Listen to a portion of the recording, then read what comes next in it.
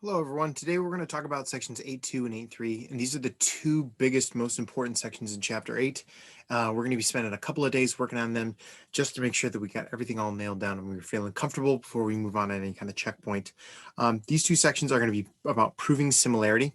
Now I know that you might be a little bit concerned about that word proof right there, but I promise you that we're going to make this as easy on you as possible. We're still going to expect some high quality geometry, but we won't necessarily have to set it up in a T-chart like we usually do for proofs.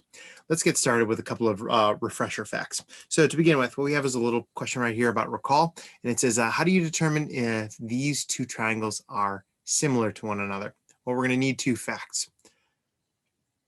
First fact that we're going to need is we're going to need to make sure that we can come up with some congruent angles. And the second thing that we are going to need to come up with is some proportional sides.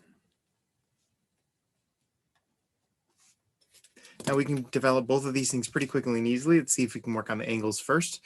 So if I'm looking at my angles, I notice that I have angles like B and E that are going to be congruent to each other because they have the exact same markings on them. I also have some similar markings here on angle C and angle F.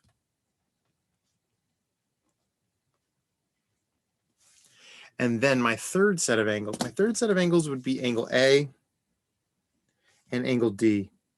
Now, because this is the third set of angles, we can state confidently that they are, in fact, congruent to each other. And we're going to use a nice theorem in order to help us with that. The third angle theorem is going to allow you to make the statement that angle A is congruent to angle D. It states that if you already have two sets of congruent angles, the third set must be congruent as well.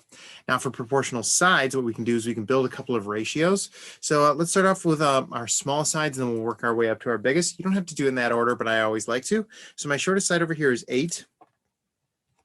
And my shortest side over here is 12. If we take that fraction, we reduce it, we get 2/3. If I move it on to medium length sides, I'm going to start with a 10, and then I'm going to have 15. If I reduce those, I also get 2/3. And then for my last set, if I move on to my longest sides, I'm going to have a 12, and I'm going to have an 18.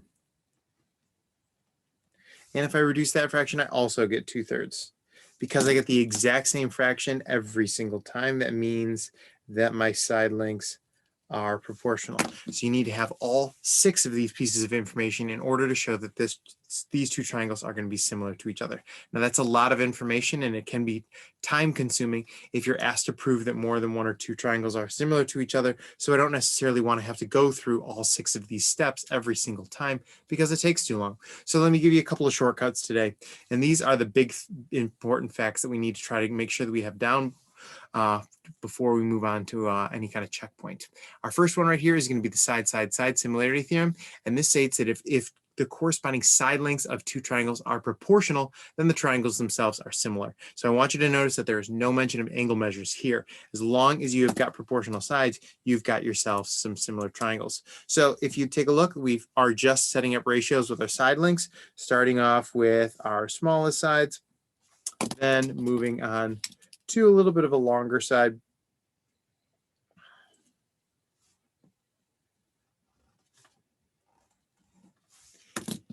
And we have our third side as well.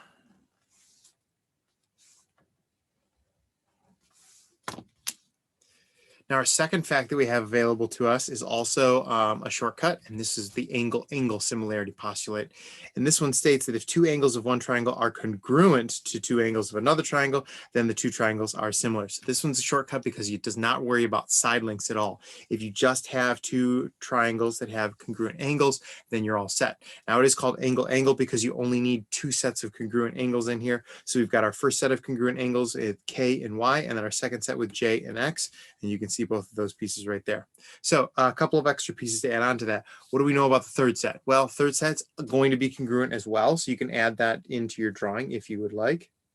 And the reason we can add that in is because of the third angle theorem.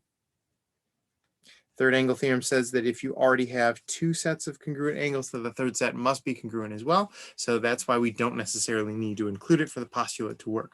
Another thing to note, when you're looking at these triangles, they are going to have angles labeled in a number of different ways. And so I want you to make sure you're familiar with them. So first of all, they could have these arcs on there like we see here, which is not very popular. Secondly, we could have some other kinds of angle measures like triangle sum theorem, which means we might have some numbers and those numbers have to add up to 180 degrees.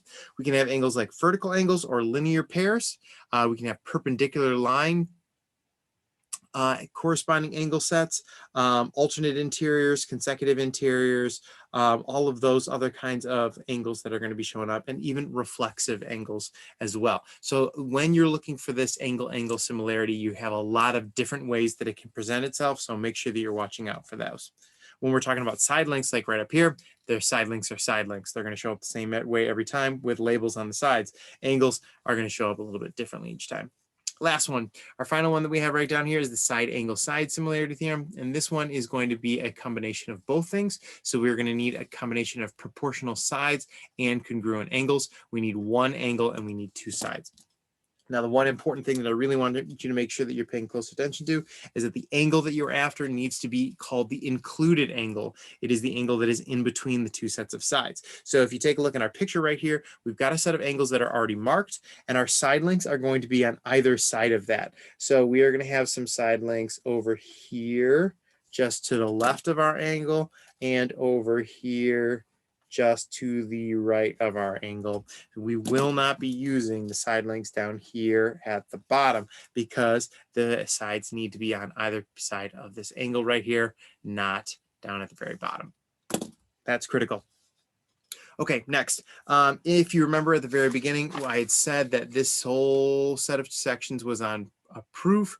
We're not going to write out a proof though, but there is a little bit of a process that I want you to make sure that you're following. And if you follow this, you'll cover all of your details really quickly and easily, and you won't have to worry about skipping anything or not showing enough work or anything like that. So it's a three-step process. Step number one, we're going to need 3 facts. For these theorems right here, we've shorted everything. We used to require 6 facts, but now we're down to only 3. And so these 3 facts are going to be either about angles or they're going to be about side lengths, but you're going to need to have at least 3 facts. Now you might say, well, Mr. Slomka, with the angle one, you actually only need 2 facts. That's true. Yes, that's true. So sometimes it is just 2 facts, but I do need to have a collection of some facts, most likely 3. Step number 2, you're going to write yourself a similarity statement. So you're going to have one triangle on the left, one triangle on the right, and then your little tilde in the middle. You can see a similarity statement right here. And then step number 3 is you're going to tell us exactly which of these theorems you're using, whether it be side, side, side, angle, angle, or side, angle, side. There is no angle, angle, side. There is no hypotenuse, leg. There is no side, side, angle as usual. It is just these 3, and that is it. All right, let's try a couple of these out. So on the back side right here, what we have is we have a couple of examples, and we're just going to kind of go through each of them. So for our first one right here, it says determine whether the triangles are similar. If they are, write a similarity statement and explain your reasoning. So if you take a look at my workspace, it is broken up into 3 sections because we're going to use our 3-step process, starting off with coming up with our 3 sets of facts. Now I'm noticing in my first picture right here that I have lots of sets of side lengths. So I'm going to be building up some proportions based off sides. So let's see if we can do that. I'm going to start off with my shortest sides. So my first side that I have right here is going to be shortest, is going to be 8. And I'm going to pair it up with my shortest side over here, which is going to be 16. I want you to notice that the 8 was in the upper left-hand corner, but the 16 is in the upper right-hand corner. That's okay. We're just matching them up based off of their side length, not whether they are oriented in the same kind of region. And so this is going to be our best combination. We're going to reduce it as well. Let's move on to mediums. My medium length side is going to be this 9 right here, and I'm going to pair it up with my medium length side over here, which is the 18. Once again, you'll notice that the orientation is not exactly the same, but that's all right. When I simplify, I'm going to get a 1/2. And then lastly, I'm going to go for longest sides. Now, both of these long sides are on the bottom, which is fine. And when I reduce this fraction, I'm going to get 1/2. Just like we saw on the front side, you get the exact same fraction each and every time. And that's really good news. When you get that same exact fraction every single time, that is going to allow you to confidently make the statement that you have 2 triangles that are going to be similar to each other. Let's name them. My first triangle, I can name it any way I want. I'm going to choose to be boring, and I'm going to name it alphabetically. I'm going to call it ABC. When I move on to my second triangle, I need to make sure that I'm following in the correct order. So now remember that when we had started off with our shortest side over here on the left, we had also started off with our shortest side over there on the right. And then when we had moved on to our medium length side on the left, we had moved on to our medium length side on the right. So when I call it A, B, C, I'm moving across my shortest side and then down my medium length side. And I want to do the same thing here. I want to go across my short and then down my medium. So I'm going to call this one G, H, J. And then which of our theorems did we use? Once again, we're limited to only 3. We have side, side, side, angle, angle, and side, angle, side. This is only information about sides. It is all proportional information. I use side, side, side. All right, see if you can get started on this second one right here. I want you to notice with the second one that we are dealing with angle measures. And my hint for you is that you're going to be using triangle sum theorem. All right, what I'm noticing here is I've got a couple of pieces of information. One of the things that jumps out at me right away is that I've got a couple of sets of angles that are matching up really, really nicely. Specifically, I know that angle P is going to be congruent to angle H, which is fantastic. All right, so now for angle, you only need 2 angles, and we already have one with angle H and angle P, so we just need one more. Now, if I look carefully, I'll notice that I have another set of angles that are labeled, but they're certainly not matching. And what I'm also noticing is that I'm noticing that the reason that they're not matching is because this looks like it's a medium-sized angle, not a large one. And this one looks like it's a large angle and not a medium one. So it looks like I have a couple of angles that I kind of need to fill in some gaps on. So I'm going to do that. I'm going to use the triangle sum theorem to get me a couple more angle pieces. So to begin with, for this top triangle right here, I'm going to use the fact that all 3 angles have to add up to 180 degrees. I'm going to subtract the 27 and I'm going to subtract the 53 that we have in that top triangle. And when you do that work, you're going to end up with 100 degrees. You can do the same kind of thing for this bottom triangle right down here. All 3 angles have to add up to 180 degrees, but we already have one that equals 110 and another one that equals 27. When you do that piece of subtraction, you're going to end up with another angle of 43. Okay, so now as I look at my picture now, I can see that now I have a set of of large angles, but they don't match. One is 110 and one is only 100. I also see that I have a set of medium-sized angles. One is 53 and one is 43. So the problem here is that we only have one set of matching angles. We don't have 2. And so that means that I don't have 2 triangles that are similar to each other. I will not be able to use angle because I don't have enough sets of matching angles. So we tried it. We had a good idea. We tried to make it work and it just didn't work. And so we have to say not similar for this one. So these 2 triangles right here are not similar.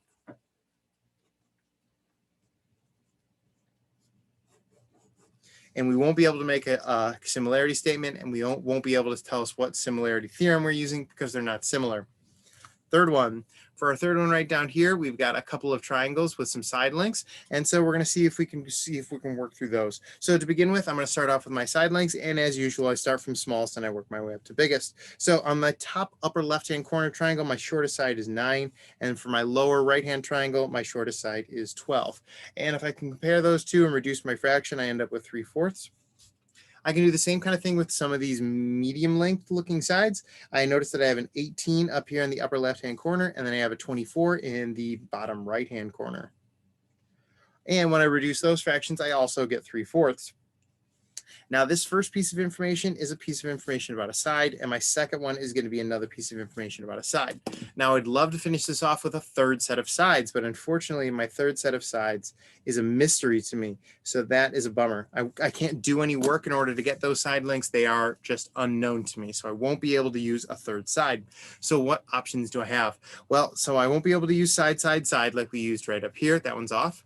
We can't use angle, angle either because we don't have enough angle information either. And so my third thing that I can possibly do is I can get just maybe one angle, and that would be for side, angle side. Now, because this side, angle side in that specific order, the only angles that I can really spend time looking at are the included angles. So that means that I'm going to be focusing on these angles here between the 9 and the 18, and here between the 12 and the 24. And I will be honest with you, those two angles are in fact congruent to each other, but we are going to need a very good reason why we can make the statement that angle PRQ is in fact congruent to angle TRS. The reason those two angles are going to be congruent to each other is going to be vertical angle congruence theorem. That information needs to make it onto your three-step process. So you can't neglect writing that down. That needs to be part of the thing. And so I need to make sure that I see that information in that first step somewhere. Vertical angle congruence theorem is key. Okay, now what we have is we have two sets of information about sides and a set of information about angles. And so that means we should be able to write our similarity statement. We're going to have two different triangles that are going to be similar to each other. I'm going to call my first triangle PRQ, just like I named the angle. And when I did that, I went down my medium length side and across my short side. I want to do the same thing here. I'm going to call this one TRS. And the same reason, down the medium and across the short. And the reason that I'm using for this is going to be side, angle, side. Now, I didn't write my information down in that exact order with the side first and then the angle second and the side last, but that's okay because of the location of the angle in between the two sides in the drawing. So this one's a really good one. Let's do another one. Here's part D. This is our final example.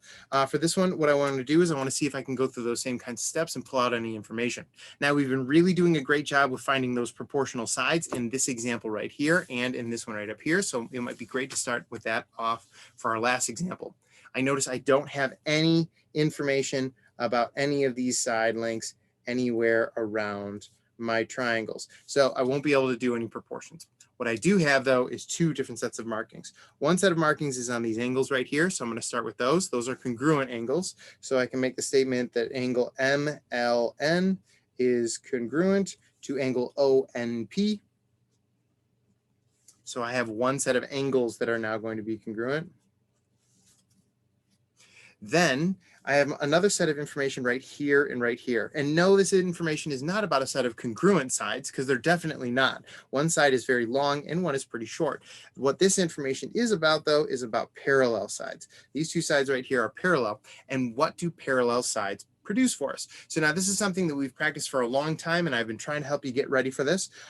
Parallel sides produce congruent angles. And the way they produce congruent angles is when parallel sides are intersected by a transversal. And that creates alternate interior angles, alternate exterior angles, corresponding angles, and consecutive interior angles, all kinds of different groups. And so we're going to try to find those. Now, you might be wondering, well, where's the transversal here? Our transversal is going to be this horizontal line right here that intersects both of our parallel lines. We have this transversal right here, and then we have these two sets of parallel lines. Okay, so now we want to find some angles that might be inside of our triangle. So we're not going to be interested in any of these angles that are going to be outside of our triangles. That would be bad. Let's see if we can focus our energy on angles that are inside of our triangles. And so we've got a good set right here. Those two angles are going to be angle MNL and also angle OPN. And the reason that those two angles are congruent to each other is very important. The reason that those two angles are congruent to each other is because they are corresponding angles.